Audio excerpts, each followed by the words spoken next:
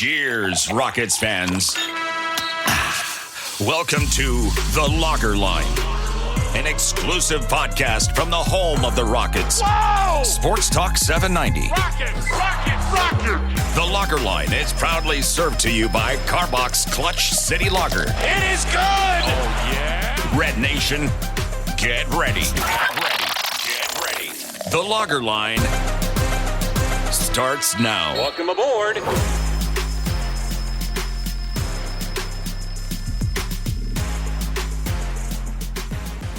Welcome in to another new episode of The Lager Line, as always served to you courtesy of Clutch City Lager of Carbox Brewing, their beer developed in collaboration with your Houston Rockets.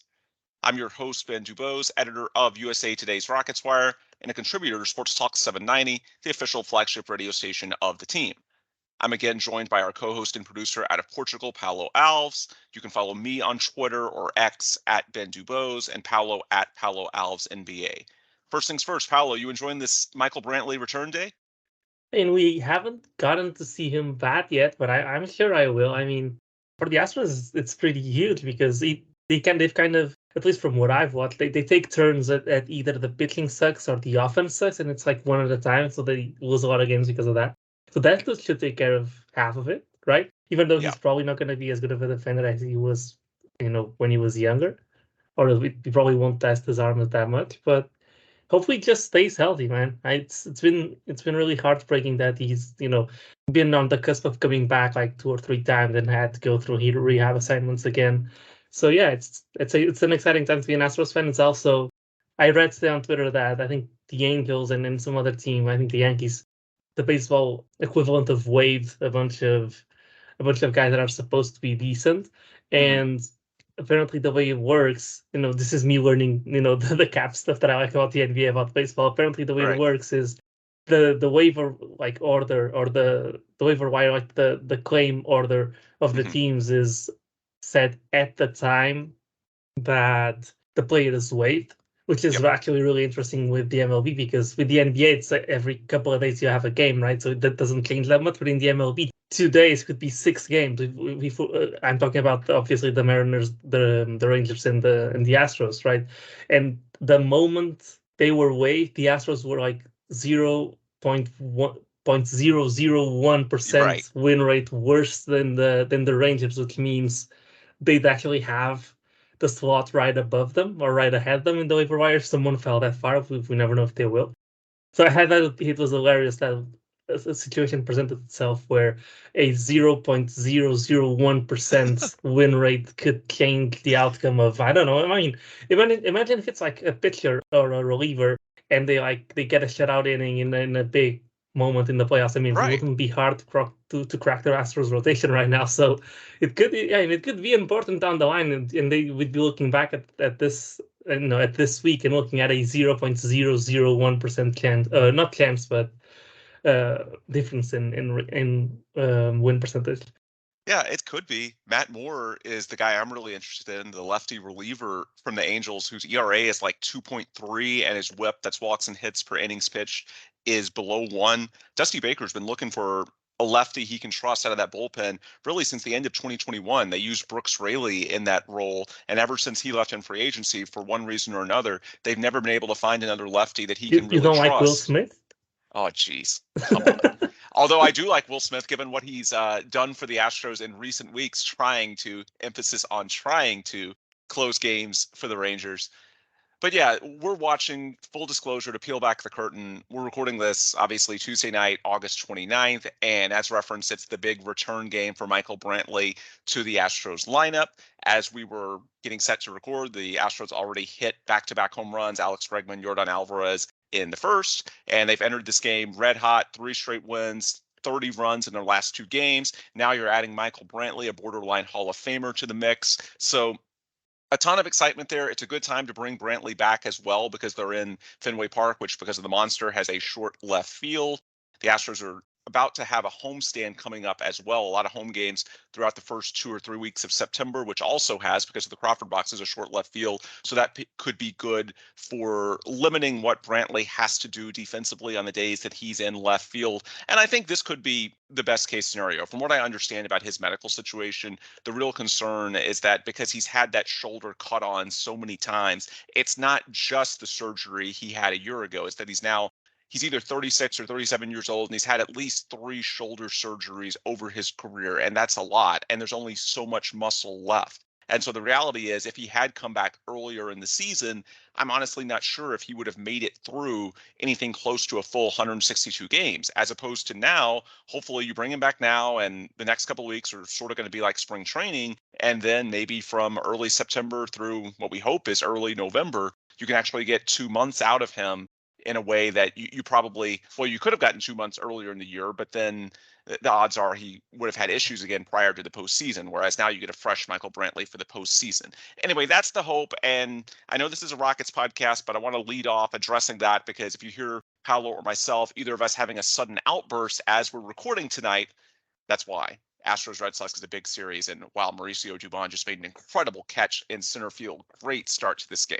Anyway, as far as the NBA, we're still a little over a month from when training camps open for the 2023 to 24 season. So as far as our Rockets coverage, we're going to stay macro rather than micro for at least the next couple of weeks. Bleacher Report's Eric Pincus, who happens to be, in my opinion, one of the best salary cap analysts in the league, had a really great article earlier this week ranking the NBA's 30 teams by their future draft assets.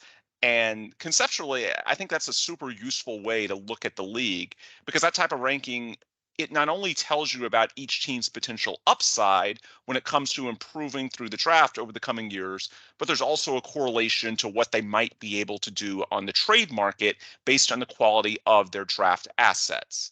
Anyway, he ranks the Rockets at number 12 amongst the NBA's 30 teams in future draft assets, which is slightly better than average.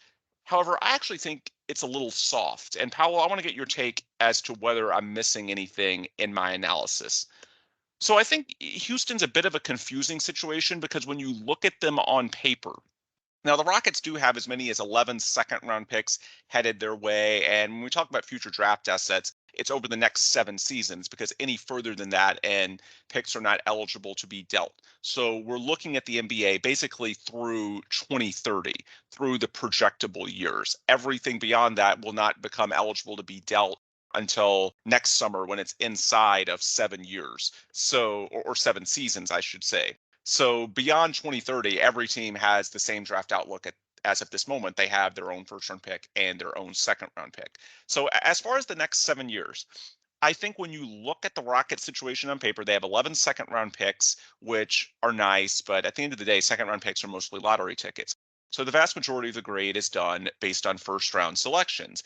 And they have these picks coming in from Brooklyn in 2024 and 2026, and then swap rights, all unprotected. I'll get to the importance of that momentarily, in 2025 and 2027. Yet in that same window from 2024 through 2026, they have a couple of picks headed to Oklahoma City, 2024 and 2026, along with a swap in 2025.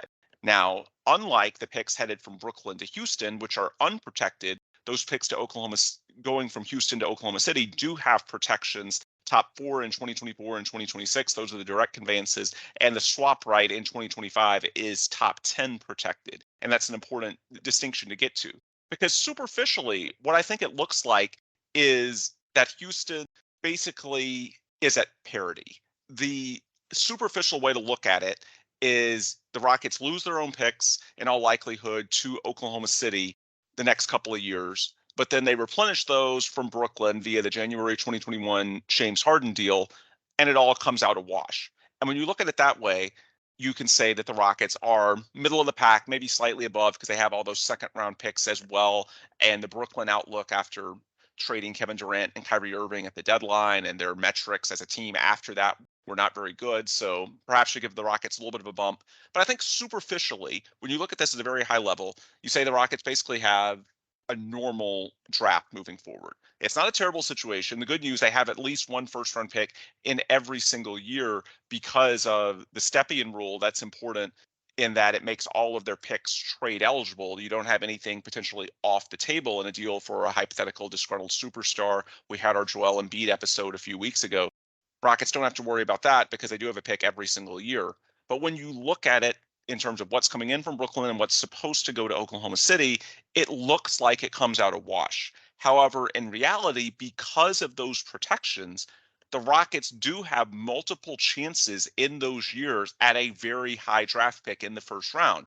And ultimately, that's what you're hoping for in the NBA. You have to put a disproportionate amount of weight when you're trying to grade draft classes or draft outlooks on who has not just the most first round picks, but the opportunity to get a high first round pick. And so when you look at the draft lottery next year, the Rockets have two realistic chances.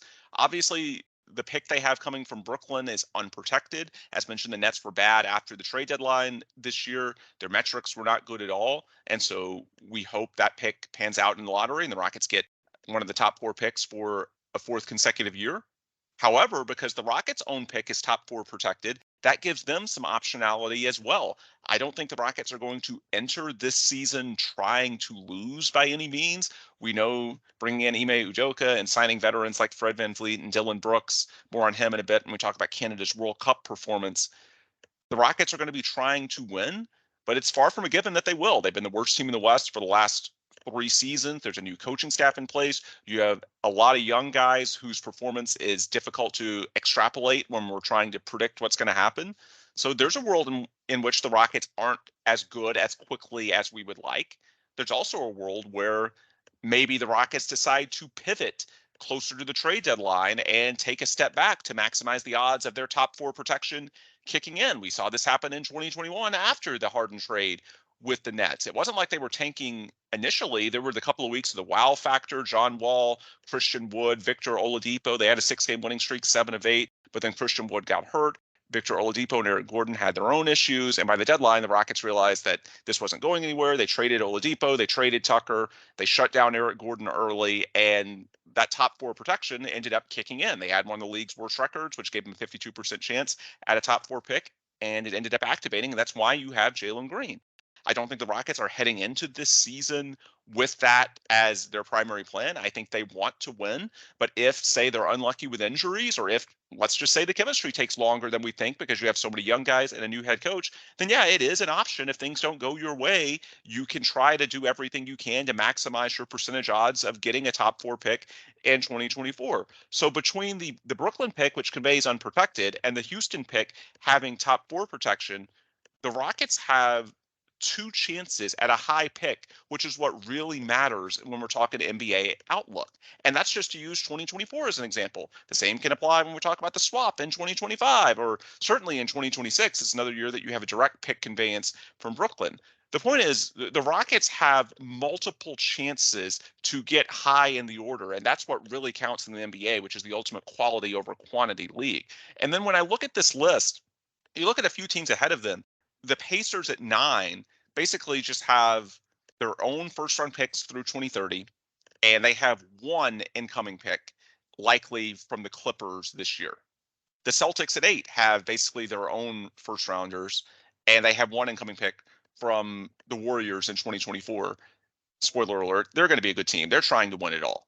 And then the Magic at number 7, they have basically their own first round picks and 1 incoming from the Nuggets, a protected pick in 2025. And the Nuggets are the defending NBA champions. They're going to have Nikola Jokic still in his prime. Spoiler alert, they are going to be good.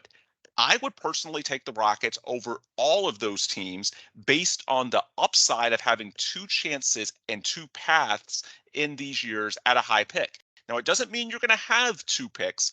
No, if it's outside the top 4, then it will go to Oklahoma City in 2024 and 2026. And then in 2025 and 2027, we're talking about swaps. However, the fact that it gives the Rockets 2 chances at a high pick, that's very important, and I think is being undervalued here.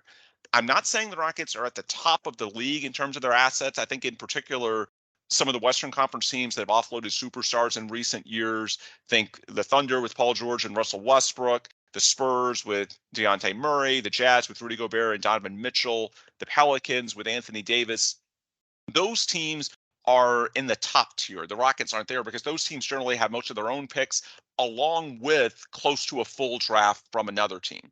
The Rockets aren't there. However, after that top tier, I would say, particularly given the uncertainty with both the Nets and the Rockets, I would rank the Rockets maybe in, I would say, like the 5 through 7 or 8 range. Because to me, the upside, especially when we're talking the next 3 or 4 years, and the uncertainty involving both the Nets and the Rockets, to have two chances with those two franchises. And thank God Daryl Morey was able to put those protections on the deal with Oklahoma City for Russ in 2019. And similarly, thank goodness that Rafael Stone was able to get totally unprotected picks from the Nets in 2021. Because of that, I think the Rockets have a better chance than almost any team outside of those top 4 or 5 at getting a high pick. It's not something you're banking on, but when it comes to projecting the future outlook, it's something that to me is interesting. And, it's not something I believe the Rockets are counting on by any means. They're all in on the young core that's in place now and the veteran they signed and Ime Udoka installing his new culture and so on and so forth. But I do think that, especially in this slow time, when we can take a step back and look at the macro, it's important to remember the Rockets do have optionality. They do have other paths as well. If for some reason this plan A doesn't work as well as they want it to. And from where I'm sitting, they have a pretty good hand, a slightly better hand than the Bleacher Report article suggests they do at number 12. Paolo, what's your view on that? Yeah, I agree with you. I'm not sure if I'd go as high as 5 through 7 or somewhere in that range. But I do think that you have to rank the Rockets above, at the very least, above teams who have their own draft but are currently contenders. So it makes no sense to have the Rockets behind the Celtics, for example, because you can't treat all first-round picks the same. The Celtics have their own draft and they have a pick from a team that's going to be a contender. I can't quite remember who it is in specific. The Rockets have obviously got a better draft than them because, well, first of all, they're not projected to be as good of a team. And then, as you said, they have the options to swap with the Nets. And in the NBA, as we've seen with Usman Garuba and Tata Washington just this season, what counts is the quality of the first round picks, not really the quantity, because late in the first round, guys get out of the league, are out of the league. 2, 3, it's for Tata 1 year after being drafted. And so post 20, while it may matter, depending on the draft, it usually, there's a huge drop off. The other thing that I would mention is, the protections, they are top 4, right? Which means if you're the worst team in the league, you have a 50% shot. But that also means that, and that looks really terrible, right?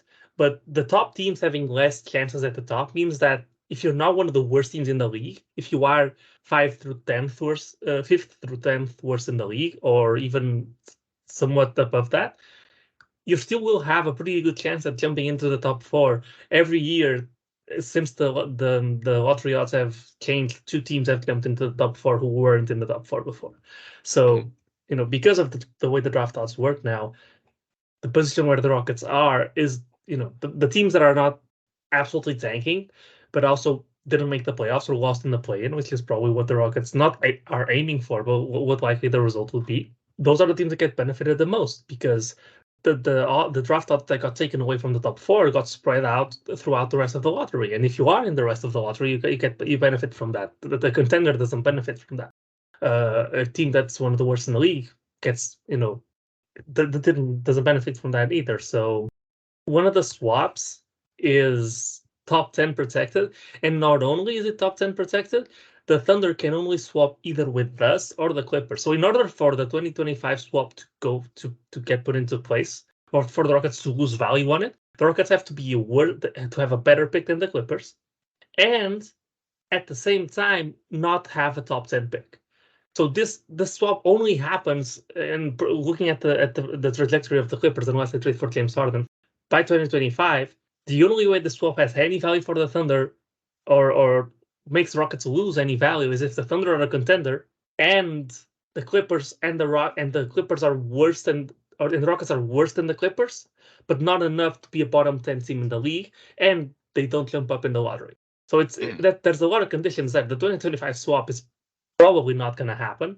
And even if it does, the Rockets then have the option to swap whatever they get from that swap with the Nets, who are, they have a lot of picks. Who knows what, they're one of the least predictable franchises in the league right now. Who knows what they'll be by 2025, right? So there's a lot has to go wrong for that swap to make the Rockets lose any value. That's basically like having a first round pick. I would also mention that in this article, you can't at the same time say the Rockets don't have picks in 2024 and 2026, first round picks, and at the same time say they only have 7 second round picks. Because if they don't have the firsts, then they're going the 4 second round picks that are contingent on those firsts, the Rockets are going to have them. So you either take away the firsts or you take away the seconds. You can take away both. And that's something that is not really clarified in the article. And then the last thing that I will mention is for what matters, which is trade value. If you are trading for the star, which is what the Rockets and most of the teams at the top in the top 10 of this ranking would want to do, the fact that the Rockets don't own their own picks, and I mentioned this in our MB episode, is a very good thing. Because imagine when we were trading with the Nets, which is not exactly a perfect example, but imagine if you were a team trying to trade with the Rockets, right? And you have a star, and you're trading that star to Houston. The picks that the Rockets have, their own picks, they don't really interest you that much because, well, the Rockets now are going to have a star, so they're going to be better. And the Rockets have plenty of young talent to be different from what the Nets are, in which after that the start you're trading away gets worse and ages, Rockets still will have young talent to carry through, and you likely won't get much of a payoff from those picks until the fifth or the sixth or the seventh year. And so the fact that the Rockets have picks from the Nets in the trade package for a star is really valuable because you're not getting the future from the team you're trading the star to. You're getting the future of some other team, which is not getting better, who is not getting better from the trade that you just executed. So that's another way to look at it, in which the Rockets might only have the value of one pick per year.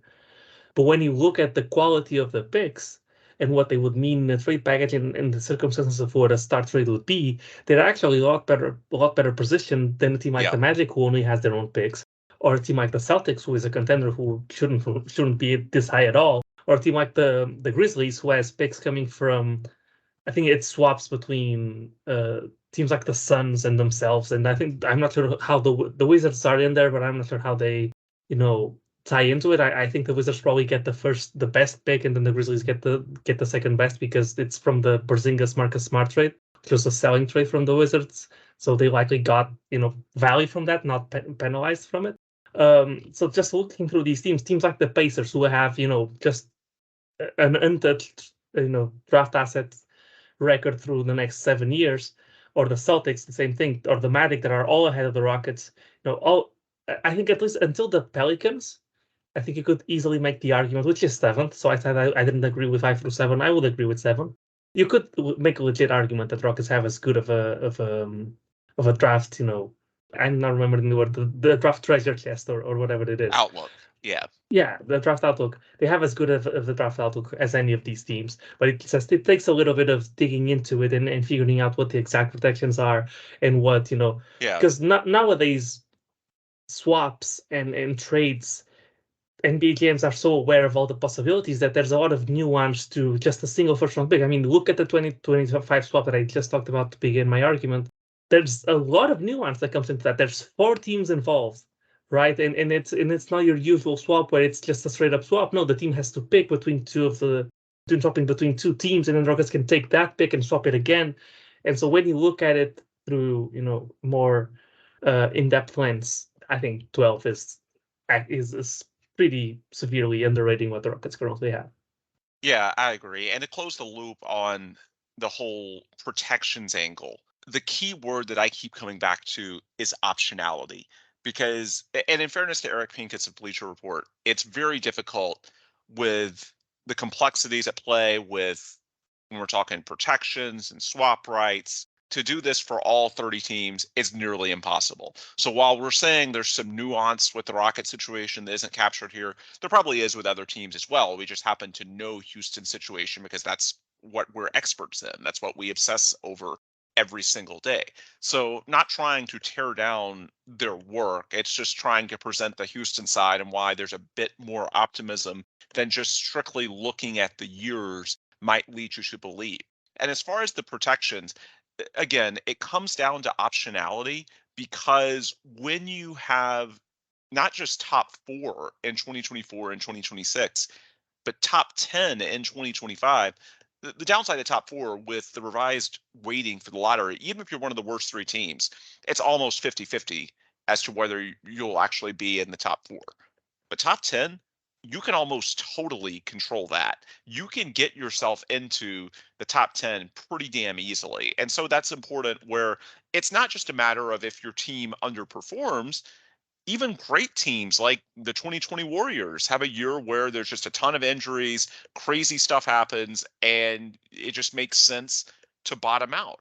And so because of these protections, the Rockets do have an avenue in which they can, on top of the assets they can certainly get from the Nets, they can also maximize their own draft capital, even though I think most of the league thinks it's headed to Oklahoma City over the next 3 years. And so the fact that the Rockets have that option in their back pocket is very useful when we talk about worst case scenarios. And it gives them, in my opinion, a pretty high floor when we talk about their outlook, because even if things don't work out as well as we would like them to in terms of the immediate on-court play for the Rockets this season, there are some backup plans that they can pivot to because of these protections. And so because of that, their draft outlook overall is pretty damn good, especially when you combine it with the obvious instability and uncertainty with the Brooklyn Nets.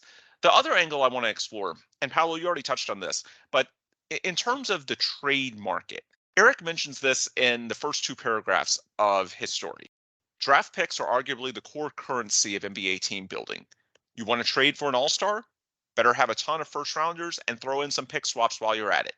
Need to dump unwanted players on less than friendly contracts? That'll cost at least some seconds, if not a first, depending on how much is left on the deal in price and years.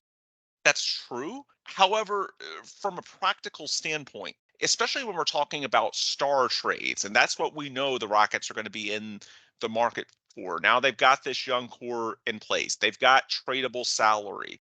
We did a recent episode talking about Joel Embiid if he asks out, and there's already some early indications, according to Kelly Iko of The Athletic, that the Knicks and Rockets would be 2 teams he's interested in. And Paolo, you made the very astute point that because of that, the Rockets might get him at a slightly cheaper price than many around the league think, because while there are teams that have more picks than the Rockets to throw at the Sixers if they were hypothetically to trade Embiid, would the Thunder or Jazz really be willing to do that if Embiid did not want to play there?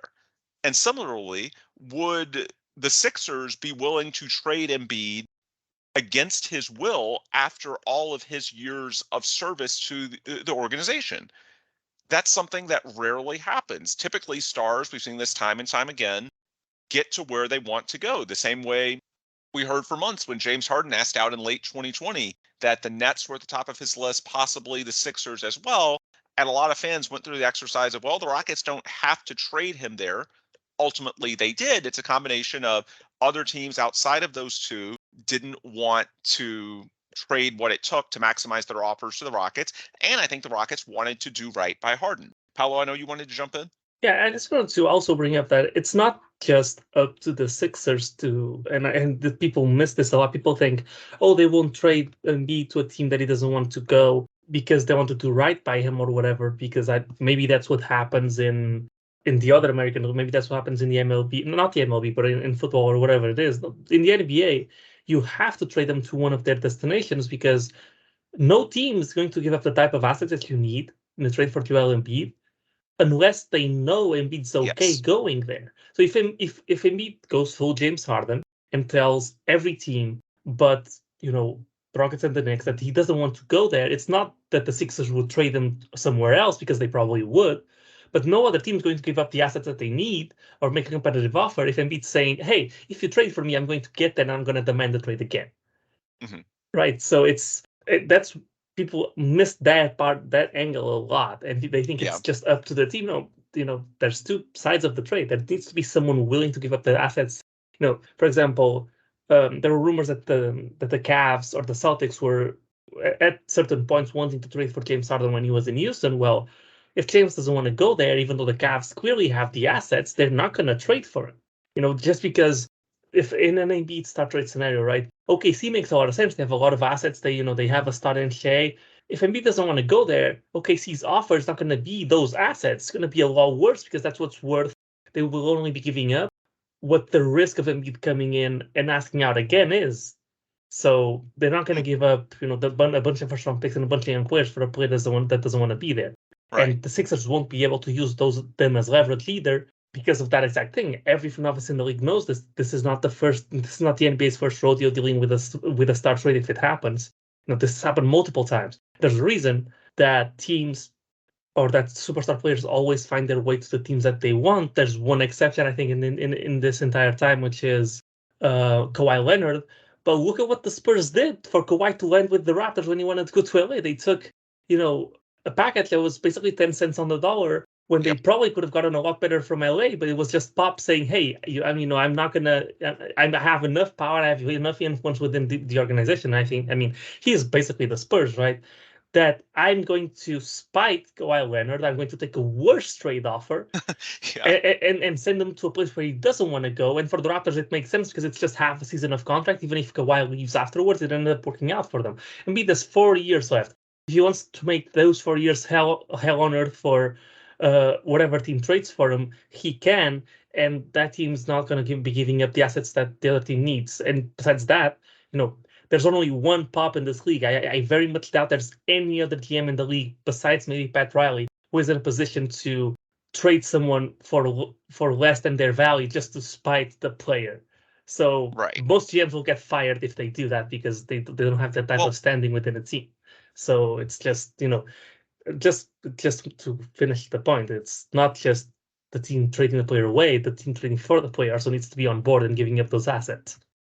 The way I look at it, there's a pretty clear template that's been established for these types of deals in which players aren't, and this is where agents come into play, they're not going, for the most part, to ask teams for destinations that are comically unrealistic.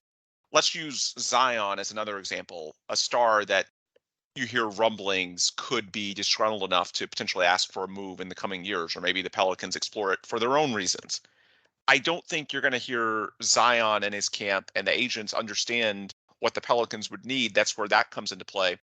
I don't think you're going to hear Zion leak the Phoenix Suns as a destination because how would he get there? The Suns are cashed out of draft assets. They're actually dead last in this Eric Pincus article at Bleacher Report for good reason because they cashed out all their assets for the Kevin Durant trade, and they also don't have a ton in the way of tradable salary that would make sense for the Pelicans either. And so there's sort of a template. These disgruntled stars, they only leak teams that are somewhat realistic. They have enough draft assets to at least be somewhat tempting to the team trading the superstar. And similarly, they have enough tradable salary or something close to it that you can at least have a discussion. It's not just comically bad. So on the player's end, there's sort of that initial bar. And then from the team's end, the parameter is sort of, let's get a full draft cycle. In terms of the Harden trade involving the Rockets and the Nets, the Rockets got, again, the maximum 7 years, 4 picks and 3 swap rights, or I think it was actually 4 swap rights and 3 picks every other year. The same thing happened with Kevin Durant going from the Nets to the Suns. The same thing happened with Rudy Gobert going from the Jazz to the Timberwolves. There's a pretty clear template. And even though in those situations you could honestly ask the question, okay, because you're sending a superstar to the team, and you brought up this point earlier, Paolo, are you diminishing the expected return of those draft assets? A lot of people tried to talk down Rafael Stone in 2021, saying, yeah, the Rockets got all these unprotected assets from the Nets, but are those actually going to be good? Because the Nets have a super team between Harden, KD, and Kyrie. Of course, just a little over 2 years later, they've all gone their separate ways, and Rafael Stone looks a lot more astute. And so that's part of why you go after 7 years of assets, because it's hard to keep a team together for that long. And you hope that at least by the back end of that window, that there's going to be some slippage. Now, the Rockets do have some upside. As you mentioned earlier, the Rockets can actually offer upside on the front end. And so because of that, it's less theoretical, and there should be a slight bump for that. But regardless, there does seem to be a template that you can overcome it, especially if the picks are unprotected.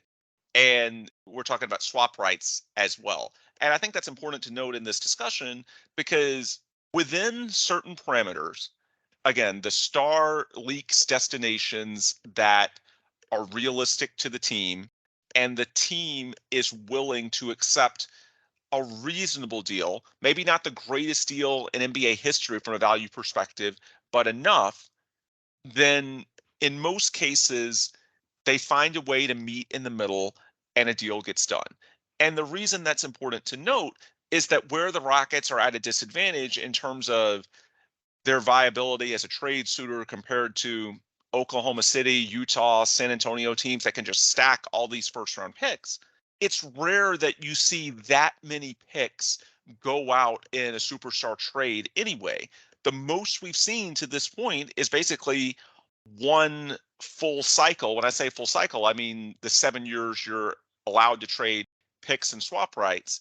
That's the most we've seen. So in terms of these other teams being able to offer more, it's more of a theoretical exercise. In practice, I don't think you're going to see them outbid the Rockets with all of those assets, especially if, as you mentioned, the player doesn't want to go to Oklahoma City or Utah. And I think that's where a lot of people who read these articles, they want to think that it's all based on equity. And in theory, the teams that have the most first round picks, either they've gone through the most pain to get them, they've had to lose superstars, or they've just had really astute management.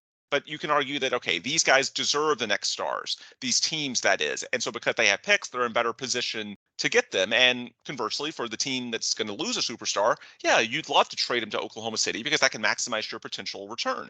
However, in reality, we know how the NBA works. It's a player-driven league. And so because of that, it's not as simple as saying the team with the most assets is going to get that player. It's a marriage of what makes sense for the team and also what the player wants to do. So it's not so much that you have to outbid if you're a team like the Rockets. It's that you have, and you made this point with Embiid, Paolo, it's you have to outbid teams that he is willing to go to, because otherwise it's not going to make sense for a team like Oklahoma City or Utah to cash in all those assets. And so that's where I think nationally people look at the stockpiles that teams like the Thunder and the Spurs and the Jazz have accumulated, and they look at it through the wrong lens. It's not so much, in my opinion, that those teams are planning on trading for a superstar. I'm sure they like having the door open for that. But I think on some level, the reason they're going down that road, they know they're not a particularly big free agent draw or trade draw. When teams like the Thunder or Spurs have contenders, it's because generally they've homegrown their talent. Think of the Spurs with Tim Duncan and David Robinson and Tony Parker and Manu Ginobili and Kawhi Leonard. Think of the Thunder with obviously KD and James Harden and Russell Westbrook. All of those were homegrown guys that they drafted, and because of that, they're more likely to stay long term in one of the league's smaller markets. And so, in my opinion, you stockpile those picks because it gives them the most chances, the most bites at the apple, to use the analogy we used earlier, at getting a high pick and just getting first round talents in general, to the point where you hope that some years the lottery luck goes your way. Certainly it did for the Spurs this year with Wemby. And other years, maybe you end up getting Kawhi at 15, the way they did all those years ago to set up their last title of this recently completed dynasty. I think that's the way they're looking at these future war chests. It's not so much that they want or expect to make a mega trade involving most of those picks. No, they want the door open to that. But I think on some level, they recognize that it's unlikely. I think it's more from their standpoint, as a small market team, it makes sense for them to do everything they can to maximize their draft odds in every which way, because that's how a team like that generally builds a contender.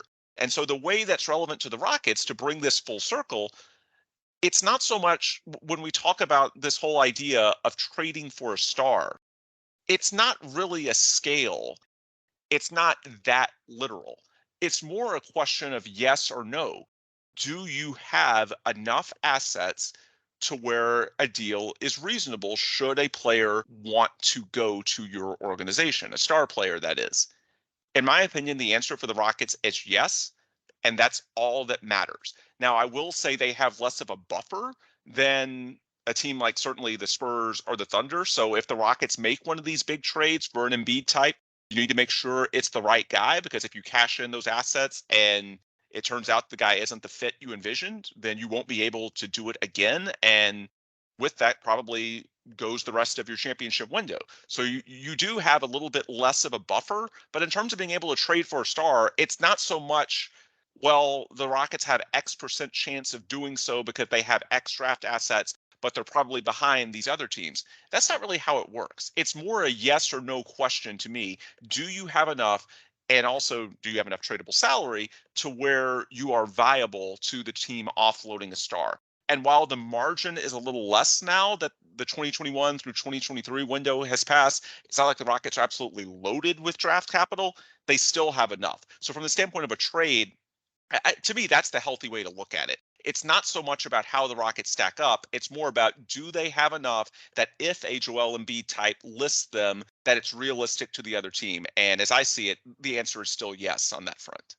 Yeah, I think I agree with most of what you said. I would just add that, so the buffer is important, but the price for a star a lot of the times changes varied on the team, and it kind of meets what you were saying. But for example, it depends on how big your buffer is, because if your buffer is 1 or 2 extra first round picks, then more likely than not, you're going to have to give those up, and because you have them. All right, for the Nets, for example, the Nets gave for James Harden when they traded for James Harden the first time around. Well, they only traded for him once, but then they traded them away. They gave up basically everything they had. And if they had a couple more first-round picks, the Rockets would have held out until they gave up those first-round picks as well. So the buffer only matters when it's a pretty big buffer, when it's like OKC, because OKC, when they trade for a star, they're not going to need to give up all of their picks, right? They're going to keep a good chunk of them because they have so many. But if the difference is between having, a default number of picks, which is, 7 in 7 years, or having, 9 in 7 years, more likely than not, it's not going to make a difference, because if the star is good enough, you're going to have to give them all up.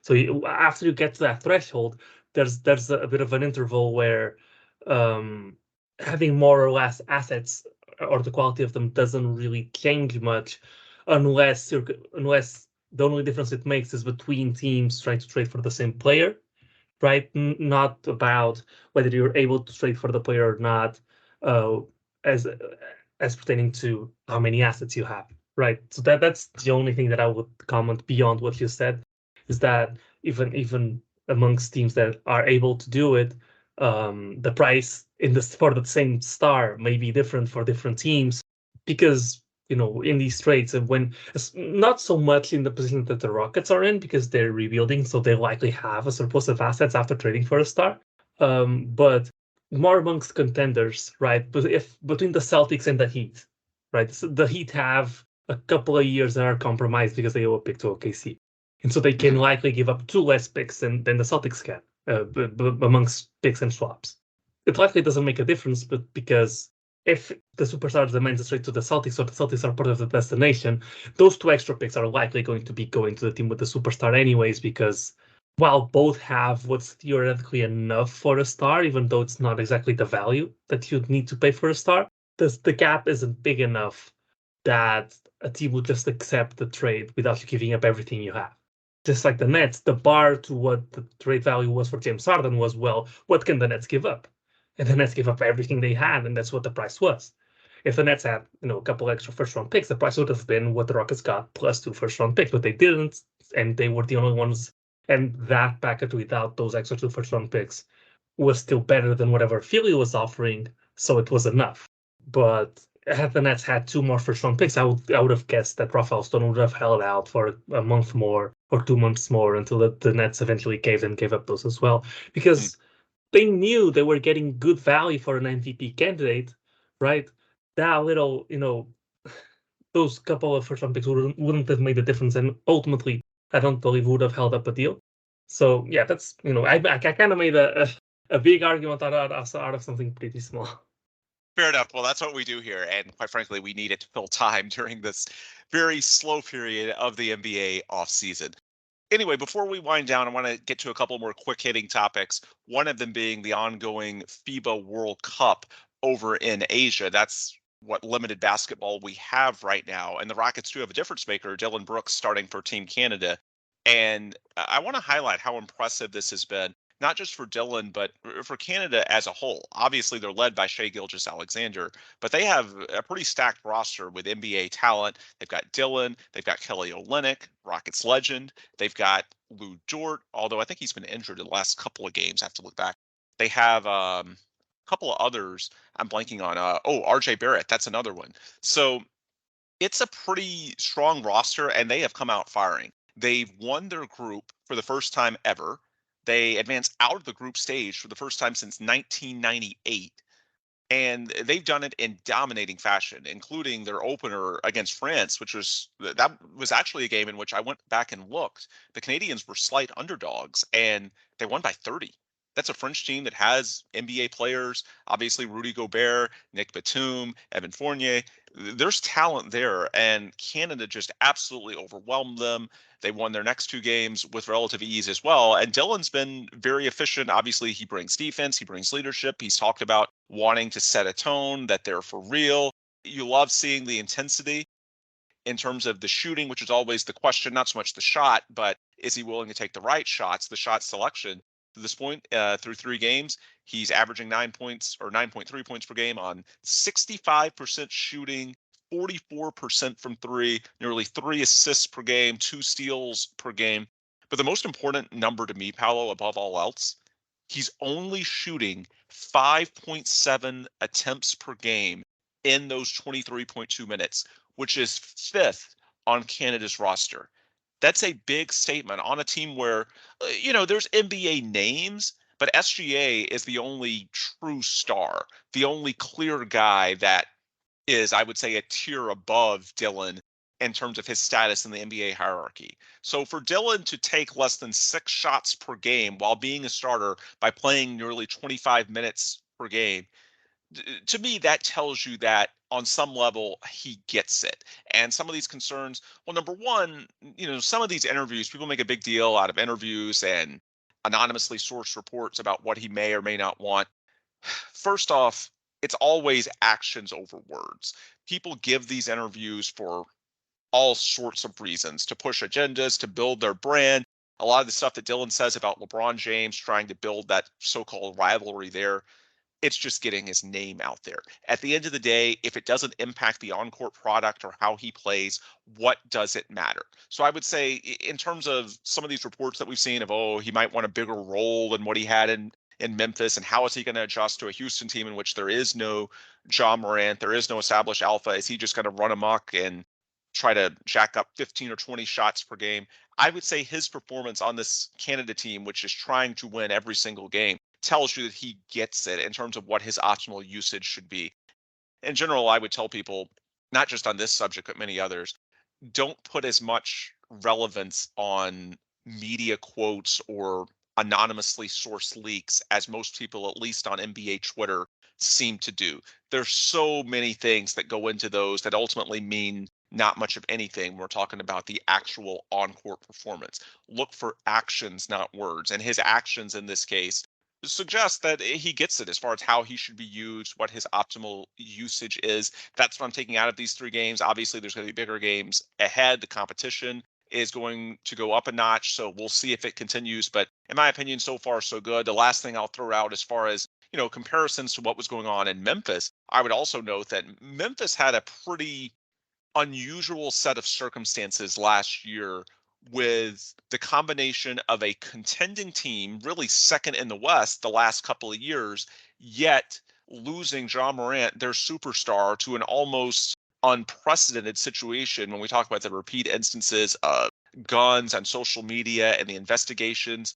That was an extremely unusual set of circumstances. And when you combine that with a team that has high expectations, it's sort of the perfect recipe for the veterans on that team, guys that have a lot of pride, to perhaps try and do too much. They put it on their shoulders, be it their play on the floor or their interviews off the floor. They think they have to do things to compensate for this train wreck that's going on in other areas of the organization. And so I would, again, take everything that happened with the Grizzlies with a grain of salt based on that. I would give him the opportunity for a fresh start with a new coach and a new set of circumstances with the Rockets. And so to this point, again, it's a small sample. The World Cup is not the NBA. I understand that. But in terms of what we can analyze these 3 games, it seems pretty encouraging that he gets what his optimal role should be. Should also point out, by the way, that Canada is better than plus 25 per game in the minutes that Dillon is playing. So it's strongly correlated with their team's success. It's not like any of this is empty calories by any means. He's a big factor in their wins. He's guarding the best players on the other team. He's doing the little things. He's setting the right tone. And so to me, small sample, got to continue watching over the coming weeks, but so far so good. That's my thoughts on Dillon Brooks. Anything I'm missing, Paolo? Yeah, I would just add that when we look at the makeup of kind of this team, right? They have Shea, they have RJ Barrett, Kelly Olynyk. Dwight Powell is not really an offensive player, but you get what I'm going with this. It's also a team with a lot of talented offensive players, but none of which, I mean, besides Shea, obviously, none of which are a clear step above what Dillon Brooks may think of himself. Right, just like with the Rockets, there's a lot of offensive players with the Rockets, but besides Fred VanVleet, probably there's no one that you could clearly put above what Dillon Brooks may think of himself or the perception of these players around the league. Right, there's no clear stars. It's a very similar team, and even within this context, he still played this role. I think it shows that he's willing to do it for the betterment of the team. Right, when winning's the priority, and I mean, to me, the thing that makes me the most optimistic, I'm still not a fan of the signing, but part of what makes me optimistic is, hey, he got a 4-year deal. Last year, the way his career went, he had 2 years. His first, I think he was a second-round pick, if I'm not mistaken. I can confirm. By the Rockets, actually, by the in Rockets, 2017. yeah. Yep. And so he had to earn his second contract 2 years in because he didn't have a Hinkie special type deal. So he was extended, I think after the third year, I apologize. And so he was kind of making his identity within this league throughout this time, the last 3 years. And, we know how players are when they're playing for a big deal, right? There's the epitome of it with the Hassan Whiteside, but, guys try to do too much when they're trying to secure the bag, like what probably is going to be the biggest bag of their lives, which is that third contract or that contract that they sign when they're going into their prime. Right? Dillon Brooks is now secured in a deal that's not going to change until he's 32 years old. By then, everybody in the league will know who he is. By then, his status will be completely settled. He'll be probably a Danny Greenside player. And so now there's nothing to prove for him anymore, or at the very least for the next couple of years. So he can focus on just what's better for the team, and what he's doing for Canada shows me that he knows what's better for the team. It's not, he probably has, a perception of himself better than what the public perception of him is as an offensive player. I mean, most guys probably do. Yeah, I think it's true across the league. But yeah, but at the same time, this shows me that he also has a perception that there's players that are better than him at doing that, and he's able to play that role, and it's not a pride thing, right? This leads me to believe this was probably his last 2 years. It's probably a money thing. It's probably a let me stand out, so I'm going to get that payday. Exactly. And so now he's got the payday, so he can relent and go back into more traditional team-friendly patterns. Exactly, and hopefully that's the case, right? It's obviously just 3 games, but in the World Cup, every game matters, unless you're already qualified, which I'm not sure if Canada was, but I'm usually sometimes by the third game you might already be qualified, and so it might not matter. But I don't think that was the case here. And so if he knows how to play that role, he's worth that money. And I mean, one of the positive things of the Rockets having overpaid for him as far as years go is, for the first couple of years, he has nothing to worry about, and he can strictly focus on basketball, and he doesn't have to worry about his next contract for a while. Yeah. So I guess I never thought of this angle before, but if you're trying to get the best out of Dillon Brooks and trying to kind of change his role, one of the ways of doing that's going to speak louder than any other thing, than any coach can, than any teammates can, than any, trying to win factor can, is the money. The money always speaks louder, and the money is secured for the next few years. And so he doesn't have to worry about that. And hopefully he's, motivated to play the role that Rockets need him to play. Yeah, good point. You can show him how much you believe in this particular role by what you've paid him. And so I think that makes it all the easier for him to buy in on the fact that, yeah, he is being valued and that it's not like he has to play to prove himself. No, he already has proven himself. This role is enough. That's why the Rockets brought him in on a deal that so many teams around the league apparently believed was an overpay. And so maybe that gives him some peace of mind, in addition to some of the circumstances not being quite as exaggerated as things were in Memphis over the final few months of last season. Final point I want to get to before we close out our podcast. There's been some movement with former Rockets prospects Usman Garuba and Ty Washington in recent days. Both were offloaded from the Rockets to the Hawks to clear salary cap room for Brook Lopez that the Rockets ended up not even needing because he reneged on what was believed to be an agreement. And the Rockets this has been covered ad nauseum. We've talked about it in our archives here at the Logger Line. The Rockets wanted to honor their word, even though Lopez didn't honor his. We can debate the merits of it, but this is the path they chose. Ultimately, I think they hope that the goodwill that sort of thing banks with agents and other teams around the league is worth more than what you lose when we're talking about a couple of second round picks, which was the cost to dump, especially on day one of free agency, had to pay a bit more of a premium due to the time crunch to offload those contracts of Garuba and Ty. Both are guaranteed based on them being first round picks for at least a few years. So since then, the Hawks, who clearly took them on for the 2 second round picks, then offloaded them to Oklahoma City a week or two later. They paid just 1 second round pick to do so because, again, there's less time pressure, but clearly they were viewed in that trade as negative assets. And after that happened, there were some reports, both in the original story from Woj, and then you heard some follow-up reporting from Oklahoma City that, oh, the Thunder, they really believed in Usman Garuba and that he wasn't used properly by the Rockets. And the initial story from Woj had the line that, in my opinion, was clearly fed from the Thunder that Oklahoma City could look to repackage them for more assets down the line. This is another situation where follow actions over words. I guess if it was just the Rockets, maybe you could make a case that Rafael Stone didn't do his due diligence. But in this case, it's not just Houston.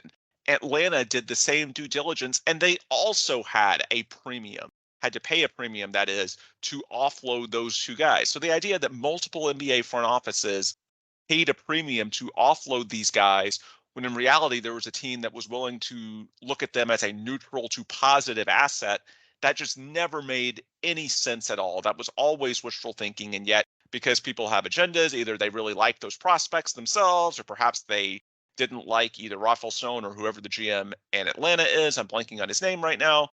It was very easy to sort of believe the narrative that, oh, these teams didn't know what they were doing and the Thunder would eventually trade them for positive value and the Rockets would look stupid. That's not what happened. The Rockets, or the Thunder, excuse me, ended up waiving both of those Rockets prospects, which shows you they couldn't get positive value. That's why they let them go for absolutely nothing and ate the money.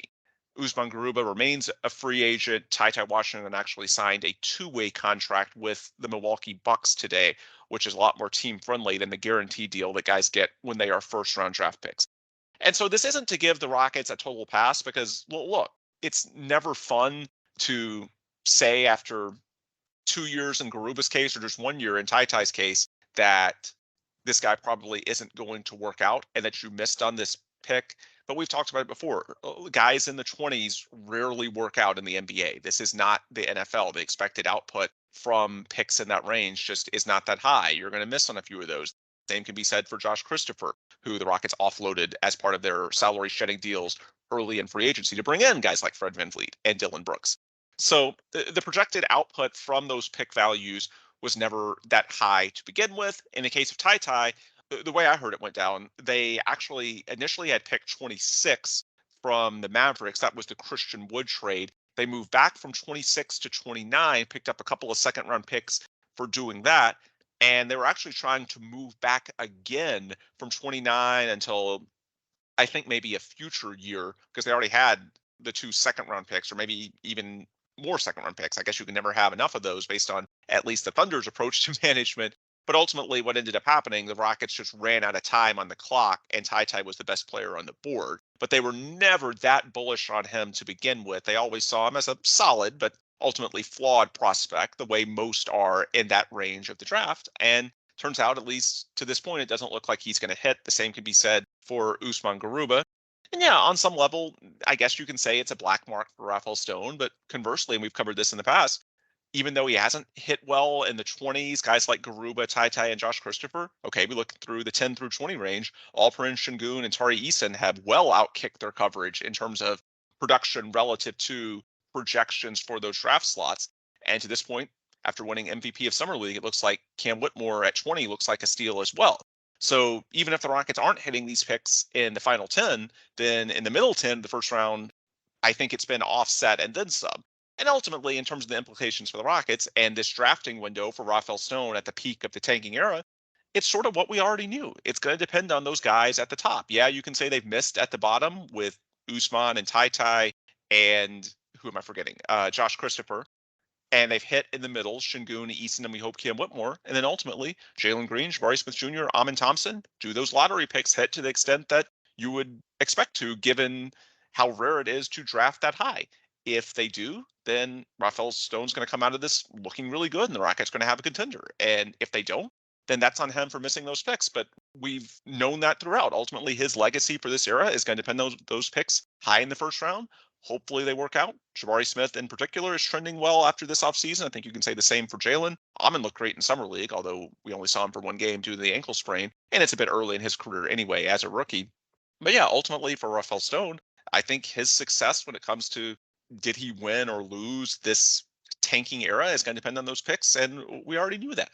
So I just think a lot of people were reaching for takes with Usman and Tai, and this should remind you that it's good to, again, follow actions over words. It was never realistic, in my opinion, to think that the Thunder were going to get assets for those guys. Both the Rockets and the Hawks tried. The reality is that they weren't positive assets. They're probably going to be bust. It happens. It's not great. But ultimately, the Rockets have hits in other slots that can overcome that. And as far as the overall success, it's going to come down to those high picks. So I just think that, not trying to lecture too much, but just sometimes it's very easy to make a mountain out of a molehill during the NBA offseason, especially because that was sort of tied to some other bigger deals. And so it can be very easy to try and put everything together. But ultimately, at the end of the day, I think we can have some peace of mind. The Rockets did not misread the trade market. Those guys just were negatively valued assets because not just Houston, not just Atlanta, most NBA teams don't see them as being worth the contracts they were on. That's the reality. It's a deeper NBA every year. That's why you hear talk about expansion, because the talent pool is so deep. And ultimately, in the years ahead, you may have more guys from the 20s that end up playing their way out of their initial contracts before they're up. That's just the new reality of the NBA. And so, again, not trying to spin it as some win for Rafael Stone, because even if he read the market correctly at the time and they were and are in fact negative assets on those contracts, at the same time, he is the guy who made those picks. I understand that. It's fair to use that as a black mark, but I think when you consider the context, ultimately it's not that big of a deal. And so I think that's a way to sort of put a bow on that discussion from early July. Paulo, is there anything you wanted to add to that? Yeah, just that. I mean, the perfect proof of that is that I got signed today to a two-way deal. He couldn't even get a minimum. Right, that's what I'm saying. Like a two-way deal is the ultimate team control deal, because he's going to be restricted at the end of the year. He's going to be not even having a real roster spot. He's going to be making whatever money it is that's below the minimum. That two ways are like guys that are undrafted get two-way roster spot.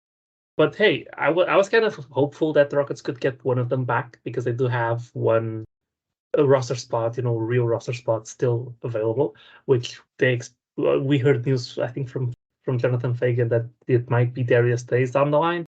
And I kind of favored Tai, not because I like him more, but because it seemed like he left on better terms, and it seemed like he was friends with a lot of the team, and he was like really good with the group. Garuba had a tweets and a couple of quotes about that made me think that he was not so happy with how the Rockets have handled his development. But hey, that guy got signed, and I mean, if Garuba can't find a place, I mean, he may even go back to Europe. Who knows? I would take a shot at him as a small ball five. He's still. I mean, he had the breakout shooting year last year, even though it was on low volume. So you're also dealing with the Jock Landale injury heading into training camp. It's worth a shout, and maybe with the Jock Landale injury, you can convince him to take a deal with us. The Rockets do have their MLE still, so they could give him the 4-year minimum deal if that's what he needs, and he can mess with the guaranteed amount in each year to to make it more enticing or less enticing, like they did with Daishan, where I think they made the first and the second year guaranteed. So yeah, just as far as that goes, I mean, I was surprised. I thought it was a terrible deal at the time, but if nobody valued them and they felt like they needed to open the roster space, I mean, don't think it's a good move, but it's more acceptable than I Yeah. considered it at the beginning. Yeah.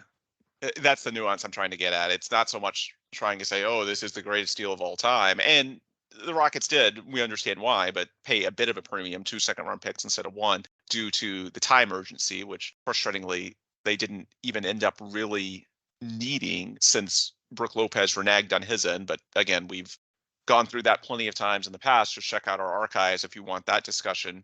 But the bottom line, it's not so much trying to say that, oh, this deal is justified, it's a great deal. No, it's an understandable deal. And so I think when you look back a couple of months at what the discussions were like, we're approaching the 2-month anniversary. I think hopefully now there's going to be more calm, level heads. Not saying it's great for the Rockets, not saying that, oh, these 2 first-round picks ultimately are washing out of the NBA potentially after a year or two. Not saying that's wonderful, but at the end of the day, it's not shocking. It's not a huge deal. It's not a huge miss. It's not something you should be dramatically concerned about, especially with so many other positive things going on for this franchise. And so hopefully, I think the right way to look at it is a mild annoyance. You can be a little sad that those prospects aren't panning out, but I don't think anyone should be enraged by it. I think that's the right way to contextualize this moving forward. And with that, we'll bring this episode to a close. We will be back with more in the coming weeks, but if you want more content before our next show, the best place to get it is on Twitter or on X. I'm on there at BenJubos. Paolo is on there at Paolo Alves NBA, and this show is on there at The Logger Line, where if you go there, you can hit up our link tree in the bio. That's how you can access content from our partners and sponsors, Carbach Brewing, Sports Talk 790, USA Today's Rockets Wire. You can also find our distributors, Apple, Google, Spotify, where you can listen to this podcast. If you've not already subscribed, leave us a positive review, do all the things that you can to please support this program and keep it going as frequently as we can. All right, with those plugs complete, we'll adjourn. For Paolo, I'm Ben. Thanks as always for listening, and please come back soon for another new episode of The Logger Line.